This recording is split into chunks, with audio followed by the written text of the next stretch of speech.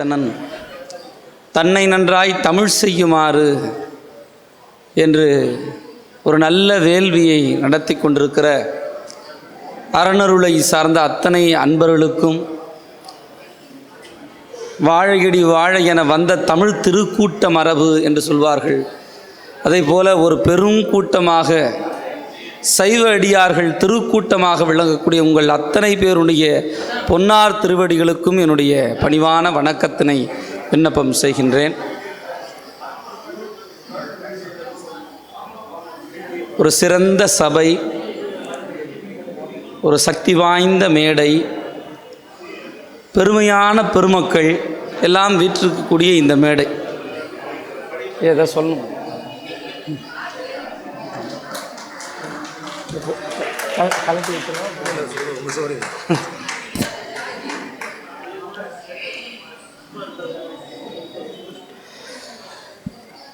இத்தனை ஆண்டுகளாக எந்தவித தொய்வுமின்றி அழைப்புதழையே நீங்கள் ஆய்வு பண்ணி படிக்கணும். ஒரு அழகான அழைப்பு. யார் யார் பேரை சில பத்திரிகைகள்லாம் நாம் பார்ப்பதுண்டு. சில பேர் ஃபாண்ட்டை பெருசாக போடுவாங்க, சிலதை சின்னதாக போடுவாங்க. ஆனால் இதில் அந்த வேறுபாடே இல்லை. எல்லாரும் ஓர் நிறை, எல்லோரும் இந்நாட்டு மக்கள்னு ஒரு பாட்டு வரும். அதை போல் எல்லாம் ஒரே மாதிரி. அது என்னென்னா, இந்த சிறப்பு யாருக்கு வரும்னா, இந்த சைவ சித்தாந்த மரபில் தான் எல்லாற்றையும் ஒன்றா நினைக்கிற அந்த பக்குவம், எல்லாவற்றையும் தொண்டாக நினைக்கக்கூடிய அந்த தைரியம், அது நம்மக்கிட்ட தான் வரும். அதை சிறப்பாக செஞ்சிட்ருக்குறாங்க. இந்த சலசலப்பெலாம் கொஞ்சம் அடங்கட்டும்னு நினைக்கிறேன்.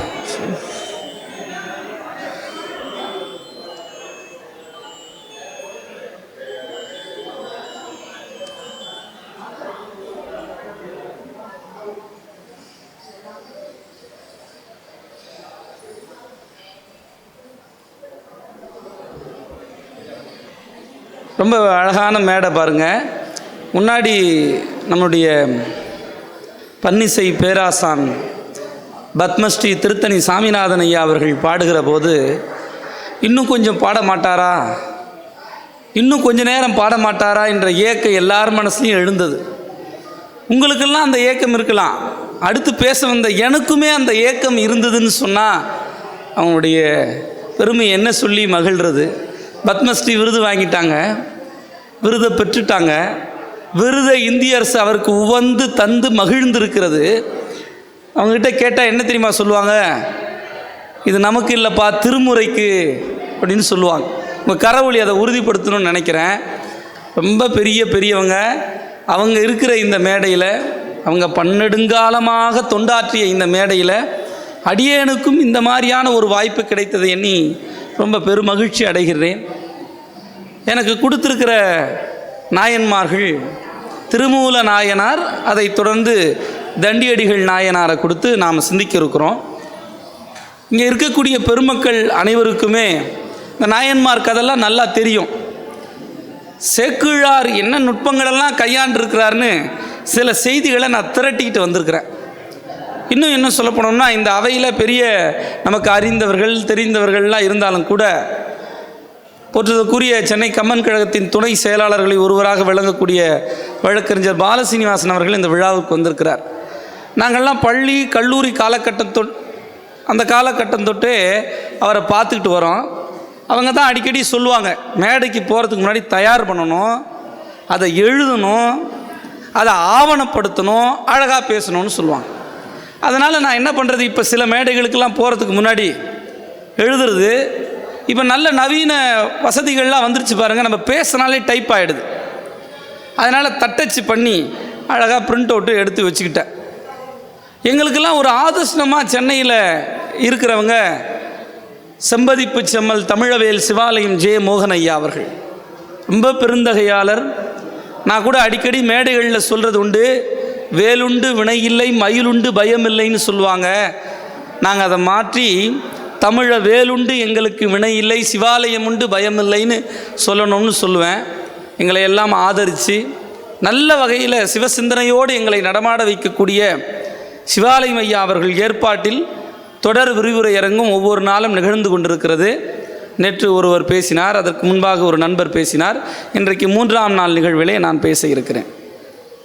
பெருமக்களே, சைவம் குறித்து சிந்திக்கும் போது, திருமூல நாயனார் குறித்து சிந்திக்கின்ற போது, திருமூல நாயனார் எழுதிய திருமந்திரத்தில் ஒரு பாடலை சொல்கிறேன். செக்கிழார் காட்டிய திருமூலரை நாம் பேச வந்திருக்கிறோம், நாம் சிந்திக்க இருக்கிறோம்.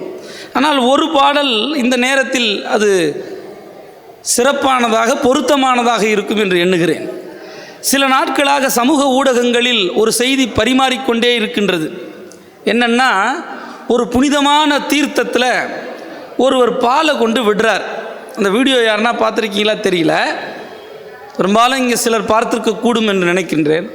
ஒரு புனிதமான தீர்த்தத்தில் ஒரு பெரியவர் பாலை கொண்டு விடுகிறார், குடங்குடமாக பாலை விடுகிறார்.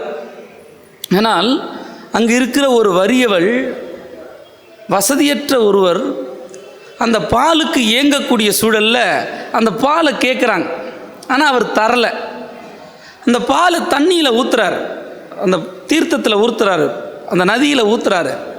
ஊற்றும் போது அவங்க என்ன பண்ணுறாங்க, அவர் ஊற்றிய அந்த பாலை தண்ணீரோடு சேர்த்து தான் வைத்திருக்கிற பாத்திரத்தில் அதை எடுத்து போட்டுக்கிறாங்க. இந்த காட்சியை பார்க்கும்போது பாருங்க, இது வடநாட்டில் நடந்தது. படமாட கோயில் பகைவர்க்கு ஒன்று ஈயில், நடமாட கோயில் நம்பர்க்கு அங்கு ஆகா, நடமாட கோயில் நம்பர்க்கு ஒன்று ஈயில், படமாட கோயில் பகைவர்க்கு அது ஆமே. இதற்கான பொருள் உங்கள் எல்லாருக்கும் தெரியும். படமாக மாட்டப்பட்டிருக்கிற இறைவனுக்கு வழிபடக்கூடிய செயலை விட அவர் நமக்கு தந்திருக்கிற தாத்பரியத்தின் அடிப்படையில் மக்களுக்கு செய்யும் தொண்டே மகேசனுக்கு செய்யும் தொண்டு என்பதை மூலப்பாடமாக சொல்லியிருக்கிற இந்த மந்திரத்தை அந்த பெரியவர் உணர்ந்திருந்தால் இந்த செயல் நடந்திருக்காது.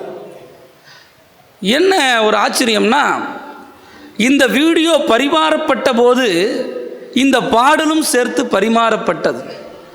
அப்போ எத்தனை நூற்றாண்டுகள் வந்தாலும் சில அநீதிகள் நிகழ்ந்தால் அதற்கு மந்திரம், சூத்திரம், திருமந்திரம் என்பதை இந்த உலகிற்கு எடுத்து சொல்வதாக இது இருந்து வருகிறது. பெருமக்களே, திருமூல நாயனார் குறித்து எத்தனையோ செய்திகளை நாம் படித்திருக்கிறோம். 3000 பாடல்கள் தந்த பெருந்தகை, தமிழ் 3000 என்று போற்றக்கூடிய உயர்ந்த சிறப்பை உடைய ஒவ்வொரு செய்யுளும் எளிமையாக 4 வரியில் சூத்திரம் மாதிரி கொடுத்துருக்கிறார். ஆண்டுக்கு ஒரு பாட்டு கொடுத்துருக்கிறார். அப்படி 3000 பாட்டு கொடுத்துருக்கிறார். அப்பேற்பட்ட திருமூல நாயனாருடைய சரித்திரத்தை செக்கிழார் சிறப்பாக வடிவமைச்சு காட்டுறாங்க. அவங்க ஒவ்வொரு பாட்டாக சொல்லும் போதே அந்த கதை உங்களுக்கு தெரியும். அந்த பாடலில் சொல்கிற புதிய சொற்களை, புது யுத்திகளை உங்கள் முன் சமைக்கலாம் என்று நான் வந்திருக்கிறேன். உங்களுக்கு தெரியாத ஒரு செய்தியை நான் சொல்லப்போவதில்லை. உங்களுக்கு அறிந்த தெளிந்த, நீங்கள் அதிலே திளைத்தவர்கள் இங்கு இருக்கிறீர்கள். நான் ஒரு வரியை தொடங்கினால் நிறைவு வரியை சொல்லி நீங்கள் முடிக்கக்கூடிய ஆற்றல் உடையவர்கள் இந்த அவையில் இருக்கிறீர்கள் என்பதை நான் நன்றாக அறிவேன், உணர்வேன். அதனால் திருமூல நாயனாருடைய சரித்திரத்தில் செக்கிழார் பெருமான் அவர்கள் சொல்லுகிற போது முதல் பாடல், இந்த கைலை மலை திருக்கோயில் அதை சொல்லும் போது ஒரு சொல்ல அழகாக போடுறாங்க. மனித வாழ்க்கை நிலையானது, கோயில்கள் நிலையான ஒன்று, எக்காலத்திற்கும் உவந்த ஒன்று என்பதை சொல்ல வருகிற செக்கிழார் அவர்கள், அந்தி இளம்பிறை கன்னி அன்னலார் கையிலையினில் முந்தை நிகழ் கோயிலுக்கு முதற் பெரு நாயகம் ஆகி, அந்த நிகழ் கோயில் அந்த சொல்ல தான் நான் விவரித்து சொல்லணும்னு விருப்பப்பட்டேன். இதில் நிகழ் கோயில்னா கைலை மலை திருக்கோயில் ஒருபோதும் அழியாதது, மாறாதது. இதை உள்புறமாக ஒரு செய்தியை வைத்து அது நிலைத்த தன்மை வாய்ந்தது என்பதை சொல்ல வந்த செக்கிழார் அதை திருக்கோயில், பெருங்கோயில் என்ற சொற்களில் அடவு கட்டாமல் நிகழ்கோயில் என்று எக்காலத்திற்கு மாறாத நிலைத்த தன்மையுடையது என்பதை சேக்கிழார் பெருமான் அவர்கள் எடுத்து காட்டுகிற இந்த திறன் இருக்கிறது பாருங்க. அது அந்தந்த நாயன்மார்களின் பாடல்களிலெல்லாம் இந்த மாதிரி ஒரு துருப்பு சீட்டை தூக்கி போடுவாங்க. அப்படி இந்த நிகழ்கோயில் என்ற இந்த வரிகளை கொண்ட முதல் பாடல். ஒவ்வொரு பாட்டிலையும் ஒவ்வொரு விஷயத்தை சொல்கிறார். சிவபெருமானோடு இருப்பதை விட சிவபெருமானின் அடியவர்களோடு இருப்பதை தான் சைவ சித்தாந்தம் நமக்கு உணர்த்துகிறது. அடியவர்களுக்கு செய்கிற தொண்டுதான் பேரின்பம் என்பதை நமக்கு உணர்த்தி காட்டுகிறது. இவர் திருமூல நாயனார் திருக்கைலாயத்திலிருந்து புறப்பட்டு, அவர் திருமூல நாயனாராக புறப்படவில்லை, ஒரு சிவயோகியாக புறப்படுகிறார்.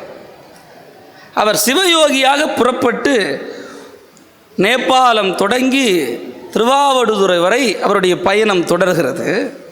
அப்படி பயணம் தொடர்கிற காலகட்டத்தில் ஒரு இடத்துக்கு வரார். அந்த இடத்த சொல்லும் போது சேக்கிழார் எவ்வளோ சிறப்பாக அந்த ஆற்றினுடைய சிறப்பை சொல்லும் போது இந்த பாட்டை நான் முதல்ல சொல்லிடுறேன். தடநிலை மாளிகை புலியூர் தன்னில் உறைந்து இறைஞ்சி போய் அடல் விடையின் மேல் வருவார் அமுது செய்ய அஞ்சாதே விடம் அளித்தது என்று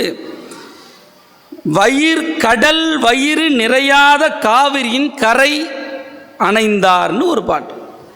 இதில் பாருங்க, கடல் வயிறு நிறையாத காவிரி, கடல் நிறைந்த கடலாகத்தான் நமக்கு காட்சி தரும். ஆனால் நிறையில்லாத கடலாக இந்த இடத்துல சொல்கிறார். அதுக்கு நான் சில செய்திகளை திரட்டி கொண்டு ஒரு எழுதினேன். நீண்டு அகன்று பறந்து நெறிய நிலைகளையுடைய மாட மாளிகைகளும் கூட கோபுரங்களும் நிறைந்த தில்லையம்பதியிலே தங்கியிருந்து எம்பெருமானை வணங்கி துதித்து அங்கிருந்து அகன்று சென்று வலிமைமிக்க இடவாகத்தினை வாகனமாக கொண்டு செலுத்தி வருகிற எம்பெருமான் உண்பதற்காக சற்றும் அச்சமடையாமல் இந்த கடல் தானே அவருக்கு ஆலகால விஷத்தை அளித்தது, இந்த கடல் அவருக்கு இடர் விளைவித்தது. எனவே இதற்கு நாம் நம் நீர்வெருக்கு முழுவதையும் தரக்கூடாது என்று கருதி காவிரி நதி சோழநாடு முழுவதும் நிறைவாக காட்சியளித்து சோழநாடு முழுக்கையும் வளமை கொடுத்து சோழநாடு முழுக்கையும் குன்றாத வளமை நிறைய கொடுத்து கடலுக்கு வருகிற போது அந்த காவிரி தன்னுடைய போக்கை சுருக்கி கொண்டது என்று சேக்கிழார் சொல்கிறார். காவிரி ஆறு சோழ நாட்டை வளம் குவிக்க செய்கிறது. ஆனால் கடலுக்கு வருகிற போது கடல் வயிறு நிறையாத காவிரி அடைந்தார் என்பதாக சேக்கிழார் சொல்கிறார். ஏன் கடலுக்கு இந்த வஞ்சனையை சேக்கிழார் சொல்கிறார் என்றால், இந்த கடல் தானே ஆலகால விஷத்தை சிவபெருமானுக்கு வழங்கியது என்பதால் அந்த கடலுக்கு இந்த மாதிரியான ஒரு செய்தியை நுட்பமாக வைத்து கடல் வயிறு நிறையாத காவிரி என்று ஒரு தொடரில் பொருட்செறிவுமிக்க சொல்லாட்சியை பயன்படுத்தி திருமூல நாயனார் சரித்திரத்தை தொடர்கிறார். திருமூல நாயனார் சரித்திரத்தில் சிவயோகியார் அங்கு போகிறார். பசுவின் கண்ணீருக்கு இறங்கி தன் பாச மகனை தேர்காலிட்டு மடிய செய்த மனுநீதி சோழன் வரலாற்றை நாம் படித்திருக்கிறோம். சேக்கிழார் முன்பாக அந்த பாடலை நமக்கு சொல்லியிருக்கிறார். ஒரு பசுக்கூட்டம் வெம்பி அழுகிறது, கூக்குரல் இடுகிறது. இந்த அக்ரணிகளுக்கு ஒரு சிறப்பு உண்டு. தமிழ் சொல்லே பாருங்க, உயர்திணை அல்லாத திணை அக்ரிணைன்னு சொன்னாங்க. வார்த்தைகளுக்கு கூட வலிக்காத வகையில் சொற்களை கையாள்வதில் தமிழர்கள் உயர்ந்தவர்கள் என்பதற்கு இது ஒரு உதாரணம். நான் கூட ஒரு செய்தியை படிக்கிற போது பார்த்தேன், பாகற்காய் என்று ஒரு காய்க்கு ஒரு பெயர் உண்டு. அது ஏன் கசப்பு காயின்னு வைக்கக்கூடாது? சொற்களில் கூட கசப்பு இருக்கக்கூடாது என்பதற்காக பாகு இல்லாத காய், பாகுன்னா இனிப்புன்னு ஒரு பொருள் உண்டு. அப்போ அது மாதிரி உயர்திணை அல்லாத திணை அக்ரிணை என்று நாம் தமிழ் சொல்லுகிறது.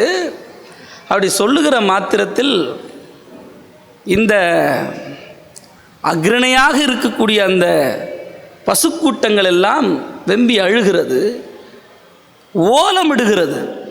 பெரும்பாலும் நமக்கு நடக்கக்கூடிய அநீதிகள் நமக்கு முன்பாக அக்ரிணைகளுக்கு உணர்ந்துவிடும் என்பதை நாம் பார்த்திருக்கிறோம். சில வீடுகளில் நாய் வளர்க்கிற வழக்கம் உண்டு. அந்த நாய் வளர்க்கக்கூடிய முதலாளிகளுக்கு உடம்பு சரியில்லை என்றால் அந்த வாயில்லாத உயிரினங்கள் வெம்மி அழுவதை நாம் பார்க்கிறோம். இன்னும் சொல்லப்போனால் அவர்கள் இறந்து விட்டால் அவர்கள் இடத்திலே இருந்து அவர்களை எந்த இடத்தில் அடக்கம் செய்தார்களோ அந்த இடத்திலே பல நாட்கள் அக்ரிணைகள் இருந்து உயிர்விடக்கூடிய காட்சியை நாம் இந்த காலத்திலும் பார்த்து கொண்டிருக்கிறோம். ஆனால் அக்ரிணைகளுக்கும் அருள்வாளிக்கக்கூடியவன் இறைவன் என்பதனால் அந்த பசுக்கூட்டங்கள் அழுவதனை பார்க்கிறார் சிவயோகியார். கண்ணீர் வடிக்கிறார். கல்லுக்குள் இருக்கும் தேரைக்கும் வழிகாட்டக்கூடிய இறைவன் என்ற நம்முடைய கோட்பாட்டின் அடிப்படையில் அந்த ஓலத்தை நிறுத்த வேண்டும், அதனுடைய ஆற்றாமையை போக்க வேண்டும் என்பதற்காக ஒரு ஆயன் இறந்து கிடந்து அந்த ஆயனை சுற்றி அந்த பசுக்கூட்டங்கள் அழுவதை வெம்பி அழுவதை கண்ட சிவயோகியார் அவருடைய தந்திரத்தின் மூலம் உடல் விட்டு உடல் உயிர் பாய்ந்து கூடு விட்டு கூடு பாயும் என்ற வித்தையெல்லாம் நாம் பார்த்திருக்கிறோமே, கேள்விப்பட்டிருக்கிறோமே. தன் உடலை ஒரு இடத்தில் கிடத்தி அந்த ஆயனுடைய உடலுக்குள் புகுந்து விடுகிறார். அந்த ஆயன் உடலில் புகுந்து பிறகு மூலன் என்கிற ஆயன், அந்த மாடு மேய்க்கக்கூடியவன், அந்த மூலன் உடம்பில் சிவயோகியாருடைய உயிர் போய் அடைகிறது. பிறகு பசுக்கள் எல்லாம் மகிழ்ச்சி அடைகிறது. இப்போ இவருடைய சிந்தனை என்னவாக இருந்ததுன்னா, அதை கொண்டு போய் வீட்டில் விட்டுட்டு அதற்கப்புறம் நாம் வந்து இந்த உடலில் மாறிக்கலாம் என்பது தான் சிந்தனையாக இருந்திருக்கிறது. பிறகு செல்கிறார். பெரும்பாலும் இந்த நாம் பார்த்து பார்த்து வியக்கிற காட்சிகளில் ஒன்று, அக்ரிணை உயிரினங்கள்லாம் தானாகவே அது வீட்டுக்கு சென்றுடும். வழி தெரியாதவர் மூலன் சிவயோகியார் உடலில், சிவயோகியார் உயிராக இருக்கக்கூடிய மூலன் உடலாக இருக்கக்கூடிய அந்த உடல் பசுக்கூட்டங்கள் முன் செல்ல, அதர் வழி காண்பிக்க, அது மகிழ்ச்சியாக வீடு செல்ல இவர் செல்கிறார். இந்த இடத்துல ஒரு அழகான ஒரு சொல்ல செக்கிழார் பயன்படுத்துகிறார். திருமூலராய் எழலும் பசுக்கள் எல்லாம் போகுது, ஆவினுடைய குறைகளை தீர்க்கிறார். அந்த இல்லாள் அப்படின்னு நம்ம சொல்லுவோம்.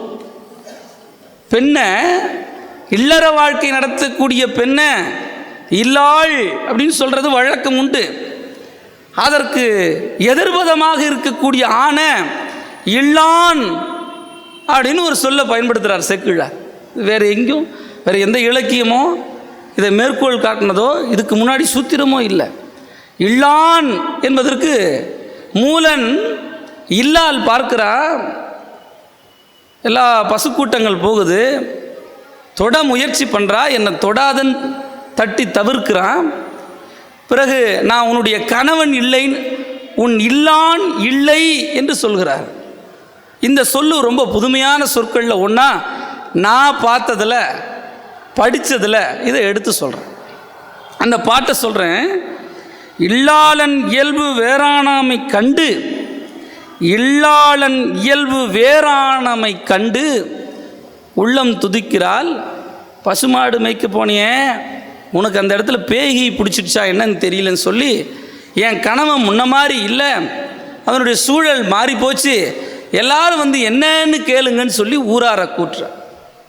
ஊரில் இருக்கிற பெரியவர்கள்லாம் வந்து பார்க்குறாங்க. என்னப்பா மூலா, உனக்கு என்ன ஆச்சு? என்ன உன் மனைவி கிட்ட வந்தால் தட்டி விடுறியா, முன்ன மாதிரி பேச மாட்டியா, உன்னுடைய செய்கைகளும் போக்கும் வேறு விதமாக இருக்கான், என்னதான்ப்பா உனக்கு ஆச்சுன்னு கேட்கும் போது நடந்ததெல்லாம் மூலன் சொல்கிறான். சொல்லும் போது அவளுடைய மனைவியிடத்தில் அந்த ஊர் பெரியவர்கள் போய் சொன்னார்கள், அம்மா அவன் சொல்வதை போல் உன்னுடைய கணவன் இல்லை. அவன் நீ நினைக்கக்கூடிய மூலன் அல்ல. மூலன் உடம்பு இருக்கிறது, ஆனால் உணர்வும் உயிரும் வேறொருவருடையதாக இருக்கிறது என்பதை நீ புரிந்து கொள் என்று சொல்லி அந்த இடத்திலிருந்து பித்துற்ற மயலன்று, அவன் பைத்தியங்கீத்தியம் பிடிக்கலம்மா, அவனுக்கு பேயும் பிடிக்கல, பற்றில்லாத ஒரு நிலைமை அவன் அடைய வேண்டும் என்பதற்காக இந்த மாதிரி ஒரு சூழல் வந்திருக்கிறதுன்னு சொல்லி அந்த இடத்திலிருந்து அவள் இல்லாளுக்கு இவன் இல்லாளன் இல்லை என்கிற செய்தியை சொல்கிறார். திருமூல நாயனார் சரித்திரத்தில் அகன்ற கடலை, ஆழமான கடலை சுருங்கிய கடல் என்று சொல்லி காவிரி தன் போக்கை சுருக்கி கொண்டது என்கிற ஓமையை சிறப்பாக பயன்படுத்திய செக்கிழார் இந்த பாடலில் இல்லாளன் என்ற புது சொல்லை பயன்படுத்தி தன்னிலவு ஆர்சடையார் தாம் அந்த ஆகமப் பொருளை, ஈசன் அருளை நமக்கெல்லாம் காண்பிப்பதற்காக சிவ ஆகம்பங்களையெல்லாம் கொண்டு சேர்த்து திருமூலராக உருவாகி நின்றார். பிறகு தன் இல்லாளிடத்தில் செய்தியை சொல்லிவிட்டு அந்த இடத்தில் வந்து பார்க்கிறார். தன் உடல் இருக்கக்கூடிய இடத்தில் உடல் இல்லை. சிவயோகியாராக நந்தியர் அவதார திருக்கூட்டமாக அவர் அவதார மரபிலே வந்த சிவயோகியார் தான் விட்டு சென்ற அந்த உடல் இல்லை. அதனால் எம்பெருமானிடம் சென்று முறையிடுகிறார். எம்பெருமான் அசரீரியாக அருள்வாளித்து நீ செய்ய வேண்டிய பணி இன்னது என்று அவருக்கு அறிவுறுத்தி செல்கிறார். என்னை நன்றாக இறைவன் படைத்தனன், தன்னை நன்றாக தமிழ் செய்யுமாறு என்று பாடக்கூடியவராக வைணவம் கூட சொல்லும் வைணவ வேதம் தமிழ் செய்த மாறன் என்று நம்மாழ்வரை போட்டுகிறோமே. திருவோட்டையும் கோவணத்தையும் மறைத்து அருளியதை நாம் நாயன்மார் சரித்திரத்தில் பார்த்தோமே. அதை போல சிவயோகியார் உடலை மறைத்து அவருக்கு திருமூலன் என்கிற அவதார பெயரை கொடுத்து திருமந்திரம் என்கின்ற ஒப்பற்ற நூலை கொடுத்த செய்தியை சேக்கிழார் பெருமான் அவர்கள் மிகச்சிறந்த முறையில் நமக்கு அறிவுறுத்தி தெளிவாக காட்டினார். எத்தனை பாடல்கள் திருமூலருக்கு 28 பாடல்களை காட்டி நன்மை தருகின்ற சிறந்த ஞானமாக, யோகமாக, கிரியை, சரியை என்கு 4 நெறிகளாக பதங்கள் எல்லாவற்றையும் விரிவாக எடுத்துரைத்த திருமூல தேவருடைய தாமரை மலர் போன்ற திருவடிகளை வணங்கி அவருடைய புகழை பாரி நாம் அடுத்த நாயன்மாரை குறித்து சிந்திக்க நாம் முற்படலாம். திருமூல நாயனார் சரித்திரத்தில் 28 பாடல்களிலும் ஒவ்வொரு செய்தியை சிறப்பான முறையில் புதிய செய்திகளை நமக்கெல்லாம் அடையாளம் காட்டியிருக்கிறார் செக்கிழார் பெருமான் என்று சொல்லி திருமூல நாயனார் சரித்திரத்தில் நாம் பார்த்த அந்த காட்சிகளை மனதில் தாங்கிக் கொண்டு அடுத்து தண்டியடிகள் நாயனார் சரித்திரத்திற்குள்ளாக நாம் நுழையலாம். தண்டியடிகள் நாயனார் சரித்திரத்தில் கண் பார்வையற்ற ஒருவர். இந்த சரித்திரத்தை, தண்டியடிகள் சரித்திரத்தை நாம் பார்க்கின்ற போது நமக்கு சில விஷயங்கள்லாம் வந்துட்டு போவோம். மனதினால் கோயில் கட்டிய பூசலார், அவருக்கு எல்லா உறுப்புகளும் நன்றாக வேலை செய்யும். அவரிடத்திலே பொருள் இல்லை. பொருளை தேடுவதற்கு முயற்சி செய்கிறார். பொருள்கள் கிடைக்காத வகையில், பொருள்கள் கிடைக்காத அந்த சமயத்தில் மனதினால் கோயில் கற்றார். நின்ற ஊர் பூசலன்ப நெடிதுனால் நினைந்து செய்து நன்று நீடாலயத்து நாளை நாம் புகுவோம் ஒன்றிய செயலை நாளை ஒழிந்தபின் வைத்துக்கொள்னு சிவபெருமானே கனவுல வந்து மன்னன்ட்ட சொன்ன காட்சியை நாம் பார்க்கிறோம். அந்த திருமூல நம்முடைய பூசலா நாயனார் சரித்திரத்தில் நிறைய நுட்பங்கள் உண்டு. இப்போ ஒரு வருடத்தில் நாம் உதவி கேட்டு போகிற போது தண்டியடிகள் நாயனார் குறித்து தான் நாம் சிந்திக்க இருக்கிறோம். ஆனால் இதற்கு வேறாக இருக்கக்கூடிய மற்றுமொரு இடங்களில் படம் பிடித்து காட்டப்படுகிற பூசலா நாயனார் சரித்திரத்தை இந்த இடத்தில் ஒப்பிட்டு பார்த்த இன்னும் கூடுதல் சிறப்பாக இருக்கும் என்று கருதி பூசலா நாயனார் சரித்திரத்தை சொல்கிறேன். பூசலா நாயனார் சரித்திரத்தில் அவர் பொருளை தேடி போகிறார் இல்லையா? நாம் ஒருவரிடம் பொருள் கொடுத்தாதான் பொருள் தேடி செல்ல முடியும். ஒன்றை ஒருத்தட்ட கொடுத்துருந்தாதான் திருப்பி கேட்க முடியும். நீங்கள் 5 ரூபா கொடுத்துருந்தா இப்போ 5000 ரூபா கேட்டால் கூட தரக்கூடிய ஆற்றல் யாரிடத்துல இருக்கோ நீங்கள் கொடுத்துருந்தா தான் கிடைக்கும். அதை போல தான் அரிதினும் முயன்ற பொருளை பிறருக்கு வழங்கி இயன்று உதவி செய்து வந்த பூசலார் என்று 3வது பாடலிலே சேக்கிழார் பெருமான் சொல்வார். தாயீட்டிய பொருளை கொடுத்து சிவ அடியார்களுக்கு தொண்டு செய்து வாழ்ந்த அந்த காரணத்தால் நாம ஒரு கோயில் கட்டுவோம்னு நினைச்சாருன்னு சேக்கிழார் பூசலார் நாயனார் சரித்திரத்தை சொல்வாங்க. தண்டியடிகள் நாயனார் சரித்திரத்தை கண் பார்வையே இல்லாதவர் அவர். பாருங்க, நம்மிடத்திலே ஒரு ஊனம் இருக்குமே, ஆனால் இப்போ உடலில் சில நலிவு வந்துடுதுன்னு வச்சுங்க. எல்லா மனித உயிர்கள் நலிவுன்றது இயல்பான ஒரு காலகட்டங்களில் வந்துட்டோம்.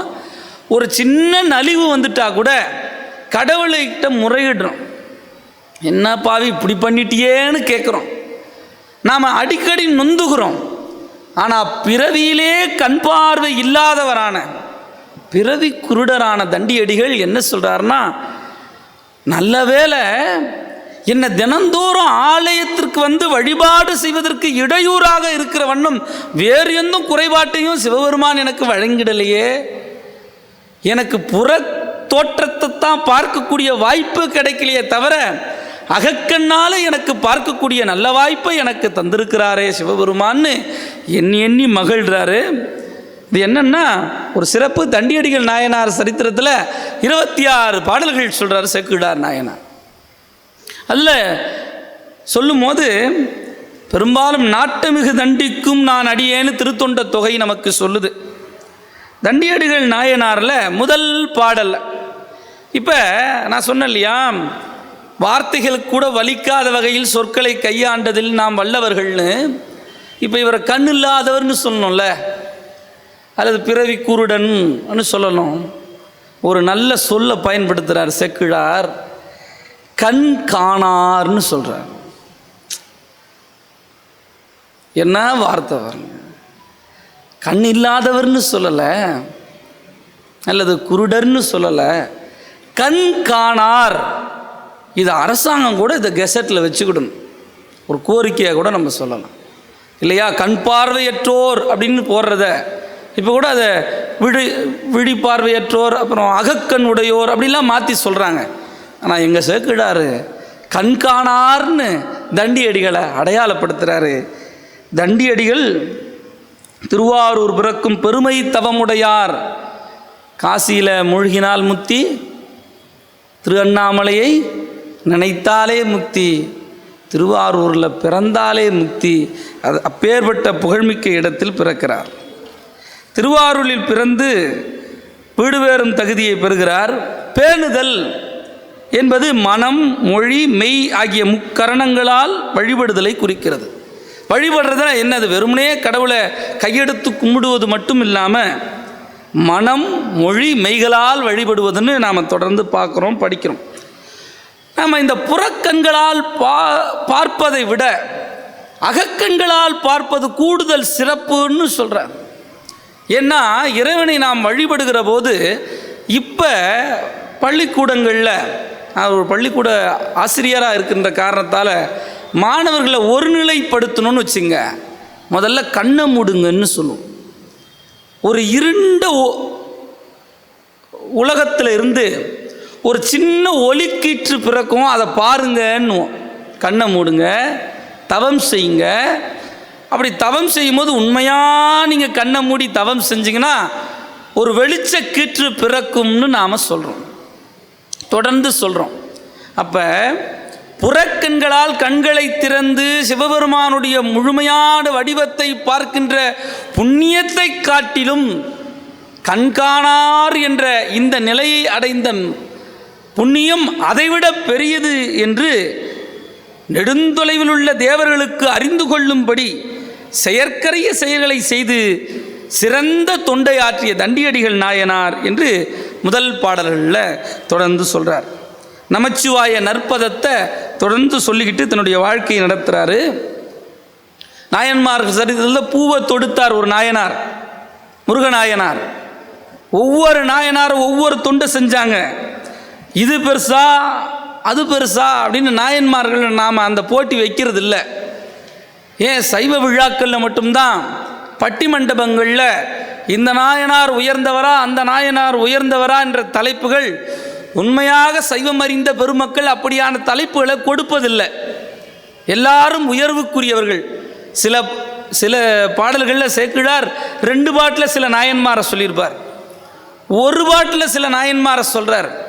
1 பாட்டு சொன்னாலும் 217 பாட்டு சொன்னாலும் 300க்கு மேற்பட்ட பாடல்கள் சொன்னாலும் எல்லாரையும் ஒரே நேர்வரிசையில் நிறுத்தி தொண்டு என்ற உயர்ந்த படியிலிருந்து பார்க்கணும்னு சேக்கிழார் பெருமான் நமக்கு சொல்லியிருக்கிறாங்க. அதில்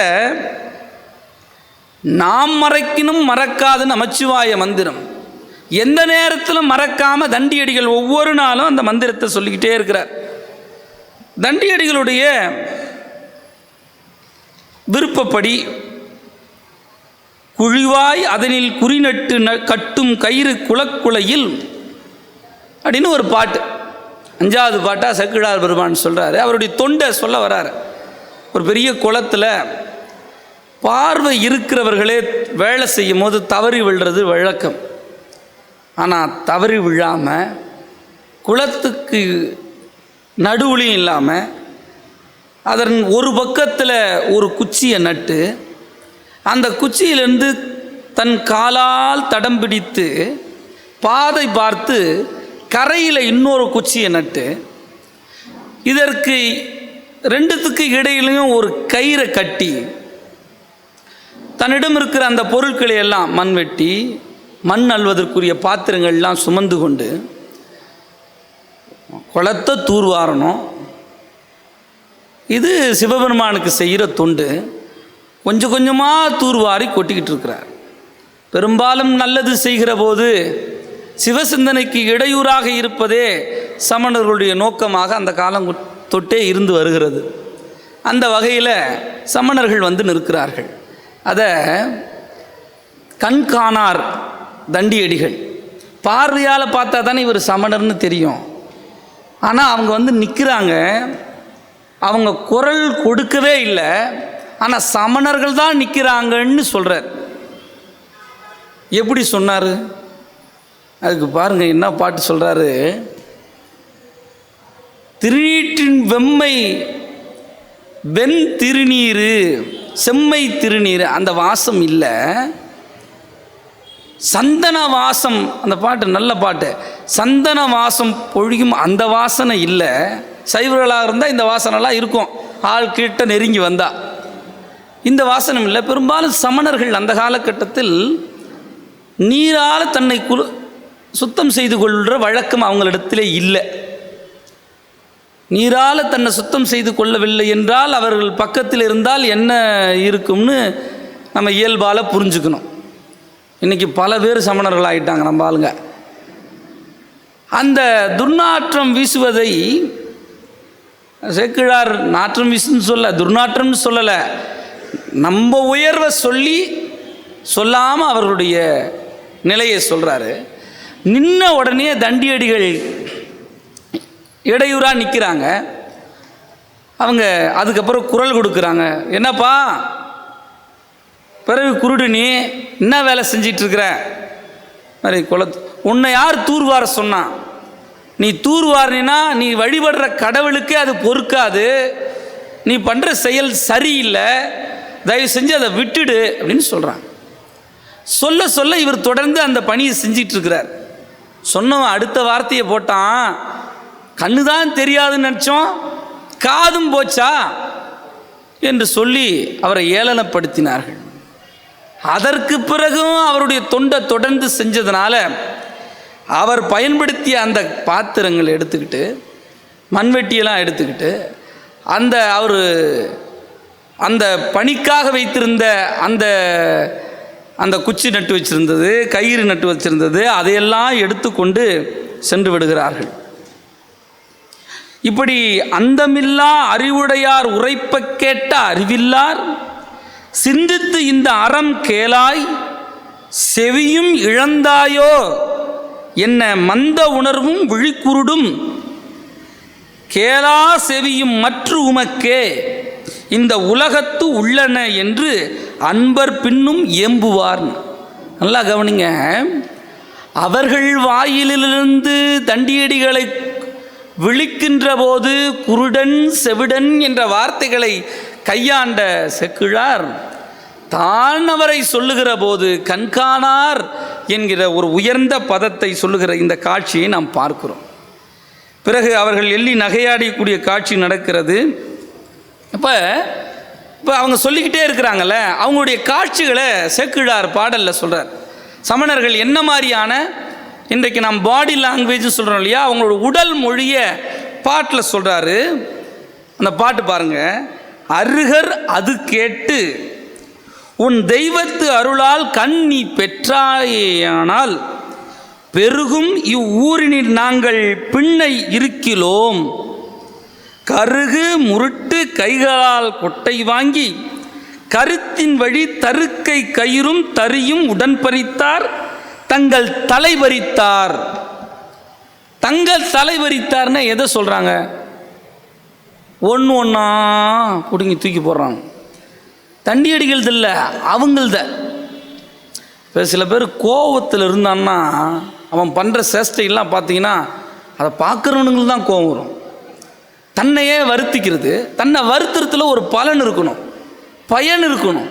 அப்படி பயன் இல்லாமல் தலை பறித்தார்னு இவ்வளோ அழகான சொல்கிறார் பாருங்க.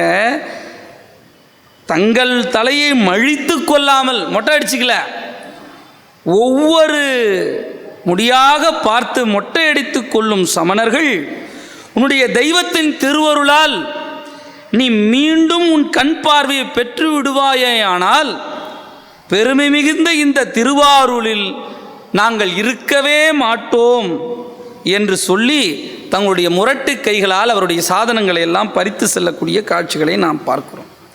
பழுது தீர்ப்பார் திருத்தொண்டர் பரவி விண்ணப்பம் செய்து தொழுது போந்து மடம் புகுந்து தூய பணி செய்ய பெறாது அழுது கங்குல் அவர் துயில கனவில் அகில லோகங்கள் முழுதும் அளித்த முதல்வனார் முன் நின்றருளி செய்கின்றார். உலக உயிர்களுக்கெல்லாம் பிறவி நோயை நீக்கக்கூடிய மாமருந்தாக இருக்கக்கூடிய சிவபெருமான் எனக்கு காட்சி தருவார். நெஞ்சில் மருவும் கவலையினும் ஒழினி நின் கண் விழித்து அந்த வஞ்சு அமனர் தம் கண்கள் மறையுமாறு காண்கின்றாய், அஞ்ச வேண்டாய் என்று அருளி அவர்வால் நீங்கி இரவே துஞ்சும் இருளில் அரசன்பால் தோன்றி கனவில் அருள் புரிவார் என்று. எப்படி அந்த இடத்துல பூசலா நாயனார் மனதனால கோயில் கட்டின செய்தியை அவர் தவிர வேறுக்கு யாருக்கும் தெரியாத போது, அதே நேரத்தில் தான் கட்டிய கோயிலுக்கு குடமுழுக்கு நடத்தும் போது மன்னவன் கனவில் சிவபெருமான் தோன்றி இன்னைக்கு வச்சுக்காதப்பா இன்னொரு நாள் வச்சுக்கன்னு சொல்லி, இந்த கோயிலில் நாளைக்கு நாம் குடிபோக இருக்கிறோம், நீ அந்த இடத்துக்கு வந்துரு, அங்கே நாம் சந்திக்கலாம் என்பதாக சொல்லி மக்கள் வரிபணத்தில் திரட்டிய கோயிலுக்குள் நான் குடியேற மாட்டேன், அன்பர்கள் நெஞ்சத்தில் குடியேறுவேன் என்கிற உயர்ந்த தத்துவத்தை பூசலா நாயனார் மூலம் நமக்கு சிவபெருமான் தெரிவித்தார் என்று சொன்னால், தண்டியடிகளுடைய இன்னலை போக்குவதற்காக அவர் குலம் வாருவதற்கு எந்த தடையும் இருக்கக்கூடாது என்பதற்காக மன்னன் கனவிலே தோன்றி என்னுடைய தொண்டன் கஷ்டப்படுறான், கவலை உறுகிறான், அவனுக்கு தொல்லையாக இவர்கள் இருக்கிறார்கள் என்ற செய்தியை சொல்கிறார். இந்த பாட்டில் விழித்து என்ற சொல் பார்வை பெற்று என்ற பொருளை தருகிறது. அந்த பார்த்தீங்கன்னா விழித்து, நம்ம கண் விழித்தார்னு சொல்லுவோம், காலையில் கண் விழித்தவர்களை கண் விழித்தாங்கன்னு சொல்லுவோம். அப்போ பார்வையே இல்லாத ஒருவரை விழித்துன்னு தான் சொல்கிறார். கண்ணு வந்த உடனே செக்கிழார் சொல்கிற வார்த்தையில் கண்கள் மறைதல் என்பதும் கண் பார்வையற்று போதல் என்பதையும் குறிக்கக்கூடிய சொற்களை பயன்படுத்தாமல் தினந்தோறும் அவர் கண்டு கொண்டிருக்கிறார். அவர் கண்காணார் என்றாலும் கூட அவர் பார்வை வந்த மாத்திரத்தில் விழித்து என்ற சொல்லை பயன்படுத்தி தண்டி நமக்கு குலம் கல்ல கண்ட அமனர் தரியாராய் மீண்டு செய்து பணிவிளக்க வெகுண்டான் என்று மற்றும் ஒரு பாடலில் குறிப்பிடக்கூடிய செய்திகளை பார்க்கிறோம். வேந்தர் வந்து அது கண்டு அகழ்ந்து அவன் செய்கின்ற காட்சியெல்லாம் ஒவ்வொன்றாக விவரித்து ஒன்று விடாமல் மன்னன் கனவிலே சிவபெருமான் சொல்லிய செய்திகளை எல்லாம் தண்டியடிகளிடம் வந்து சொல்லி, பிறகு தண்டியடிகள் தன்னுடைய பணியினை நிறைவு செய்வதற்கு சமணர்கள் செய்த தொல்லைகளெல்லாம் அகன்று செய்வதற்கு மன்னன் கனவில் வந்த செய்தியை சொல்கிற காட்சியை நாம் பார்க்கிறோம்.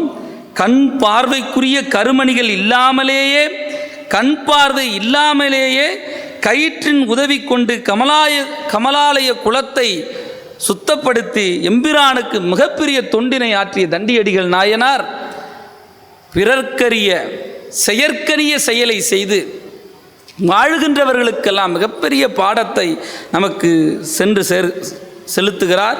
செக்கிழார் பெருமான் நிறைவு பாட்டில் சொல்லும்போது தண்டியடிகளின் வரலாற்றை முடித்து வைத்து முருகநாயனாருடைய பாடலுக்கு தொடக்கமான பாடலில் கண்ணின் கருமணியின் பாவா என்று வள்ளுவம் சொல்லுவதைப் போல தொட்ட என்பது தொடுதல் தோண்டுதல், தொட்டனைத்து ஊறும் மணற்கேணி மாந்தருக்கு கற்றனைத்து ஊறும் அறிவு என்பது போல மிகுந்த ஞான செருக்கும் அறிவும் உடையவர்கள் அகக்கண் இல்லை என்றாலும் அவர் புறக்கண் இல்லை என்றாலும் அகக்கண்ணால் இந்த உலகிற்கு தொண்டாற்றுவார்கள் என்கிற உயர்ந்த சிந்தனையை செக்கிழார் பெருமானவர்கள் தண்டியடிகள் நாயனார் சரித்திரத்தின் மூலம் நமக்கு உணர்த்துகிறார்கள்.